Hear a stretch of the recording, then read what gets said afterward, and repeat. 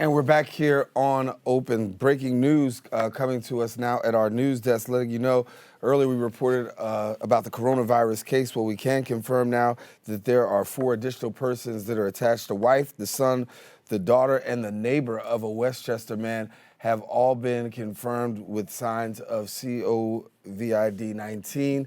We'll continue to bring you more news as the numbers increase now to 6. We'll bring you more news as it continues to become available. Well, in other news, last night was Super Tuesday, one of the most consequential days in the Democratic primary. It's the day and the single day when most states hold their primaries. Voters have a chance to go to the polls, and delegates will be allotted to the candidates. And more than a third of all delegates for the Democratic National Convention are up for grabs on this one particular day. And joining us now to tell us more results of Super Tuesday and how it can continue to reshape the race is Associate Editor is the Associate Editorial Page Editor for the New York Post, Michael Benjamin, who will tell us about the resurgence of Joe Biden as Biden has won several states, and Bernie Sanders, of course, picking up 3. 2 states, or still too close to call, California, as well as Maine. And Mike Benjamin, good to have you.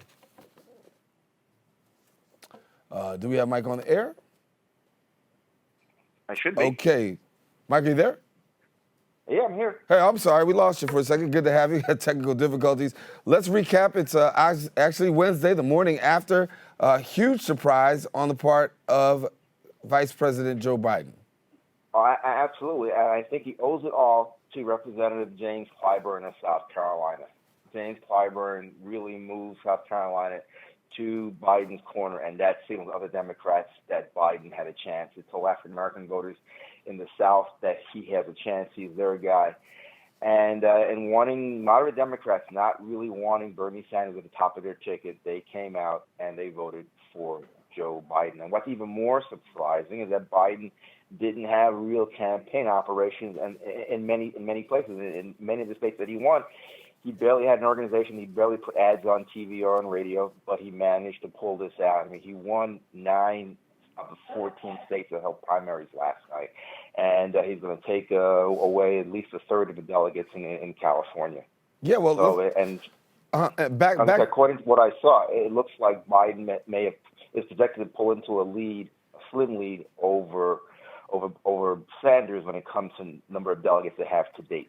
Well, let's talk about a couple of things. Number one, we talk about his big win in South Carolina, but the truth is he really landed well in Las Vegas, paving the way for him to go into South Carolina. Yeah, I guess. Most people believe that Sanders won the Nevada caucus almost outright because of Latino support.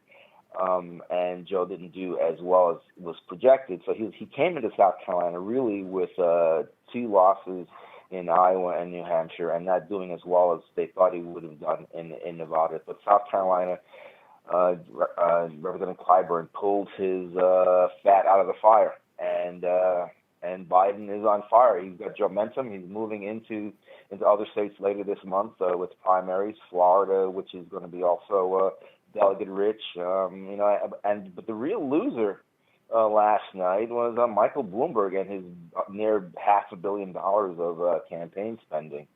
That netted him maybe a couple dozen delegates.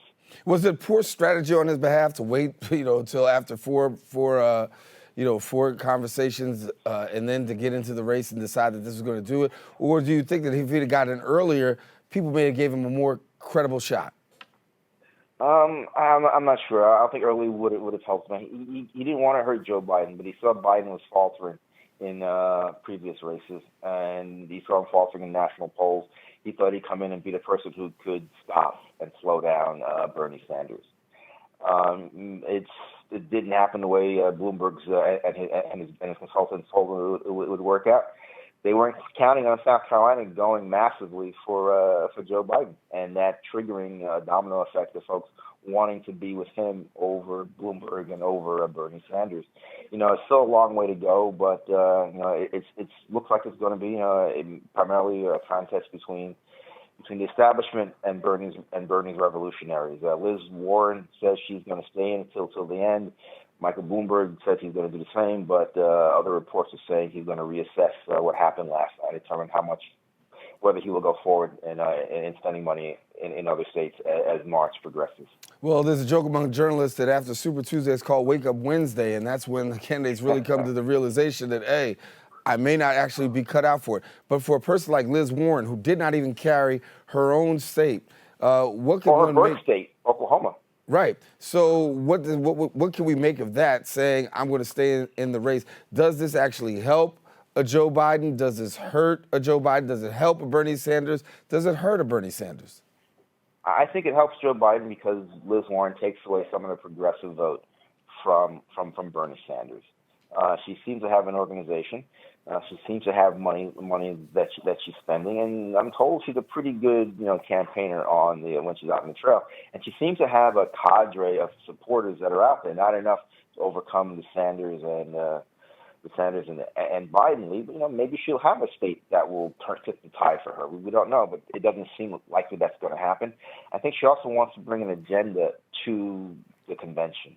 She wants to have an influence on the Democratic National Committee's platform. I think she's doing it for strategic reasons. Talk to me about one name that we haven't spoken about, which is former President Barack Obama. How much was his hand and influence in yesterday's Biden sweep? I don't know. It's like the invisible hand of the market. We don't know. Nobody's talking about things, and we can't quite see his fingerprints on the support for Joe Biden. There are those who say that he's been doing some things that's possible, but he said he would be hands off. I think you could say that James Clyburn in South Carolina sort of was acting as sort of Obama's doppelganger in trying to pull things together for Joe Biden. Biden now is going to get money. He's going to be able to put together a campaign organization in upcoming states with primaries, and he'll be in a better position. There are those who are saying, that they're going to be reaching out to Michael Bloomberg to urge him to drop out and then to create his own, independent expenditure PAC to work on behalf of Biden, because apparently Bloomberg really despises and doesn't think Sanders should be president and wants to keep Bernie out of the nomination. So, we'll see. A lot of wheels are turning. Bernie seems to not have been able to really get above a 35% threshold in any of the elections so far. So. Mm-hmm. Well, we can say things are beginning to heat up, and Michael Benjamin, that's why we bring it back every week to let us know what's going on. Thank you, Mike, for joining us. I have to be with you. Thank you. All right. Listen, now for more information, you can follow Michael on Twitter at SquarePegDem, and don't go anywhere. We've got more. When we come back, we're going to learn about a charter school's open enrollment. Stay tuned. We'll introduce them to you right after this.